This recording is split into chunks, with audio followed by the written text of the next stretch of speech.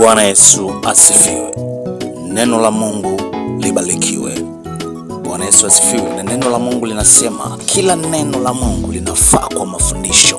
Kila neno la Mungu, kila neno la Yesu, kila neno la Kristo, kila neno la Mungu linafaa kwa mafundisho. Kwa ina maana ile neno ambalo unaenda kulisoma muda una sahihi linafaa kwa mafundisho.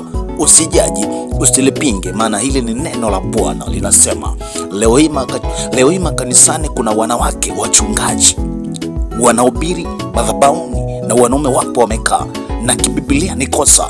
Kiumbe dhaifu, kiumbe ambacho hakikuchaguliwa kupewa mamlaka na madaraka, leo hii sijui imetoka wapi hayo mamlaka na madaraka, kimepewa, kimekuwa mchungaji, kimekuwa kinahubiri makanisani, ingali wapo wanaume wamekaa. Neno la Mungu linasema wanaume, ni aibu mwanamke kuhubiri, wewe umekaa.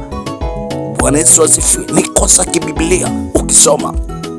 Tuanzie pale kwenye Wakorinto wa kwanza na ile sura ya 14 mstari wa 34. Hebu sikia kidogo hizi habari tujifunze wote. Sio mimi, ni neno la Mungu linasema, na hayo ni maneno ya Bwana. Sikia, neno la Mungu linasema hivi: wanawake na wanyamaze katika kanisa, maana hawana ruhusa kunena, bali watii kama vile inanayo Torati nayo. Nao wakitaka kujifunza neno lolote, na waulize waume zao wenyewe nyumbani mwao, maana ni aibu mwanamke kunena katika kanisa. Bwana Yesu asifiwe. Ni aibu mwanamke kuwa pasta, ni aibu mwanamke kuwa kuhani. Enzi na enzi, tangu mwanzo na mwisho, hakuna mwanamke kuhani wala hakuna mwanamke mfalme kwenye Biblia.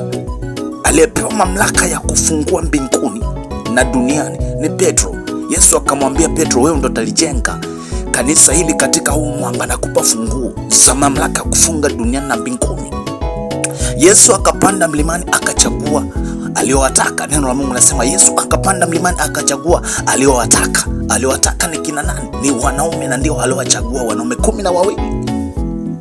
Je, wanawake walikuwa hakuna? Wanawake walikuwa hapana. Wanawake walikuwepo mamia kwa maelfu, lakini Yesu kwa nini aliwachagua wanaume? Kwa sababu aliona wanaume ndio vichwa. Wanaume ni kumwakilisha Mungu. Wanaposimama kuhubiri, wanaposimama kutoa neno la Mungu, ni moja kwa moja kabisa najua ni nguvu ya Mungu imeshuka mahali hapo. Ndio maana kina Musa, ndio maana kina Elia, ndio maana kina Daudi, ndio maana kina Sulemani. Ndio maana ukiwasoma mitume na manabii waliotoka enzi na enzi, utajua kabisa Mungu alikuwepo ndani yao. Wala hakuna mwanamke ambaye aliweza kusimama akawa mfalme au akawa kuhani. Leo imekuwa vipi? Maandiko yanakataza mwanamke kuwa mchungaji. Leo hii wapo wanaohubiri makanisani ni wachungaji. Umetoa wapi mamlaka? Umetoa wapi hiyo nguvu ya kuwa wachungaji? Ni je, kweli neno la Mungu limeruhusu hivyo au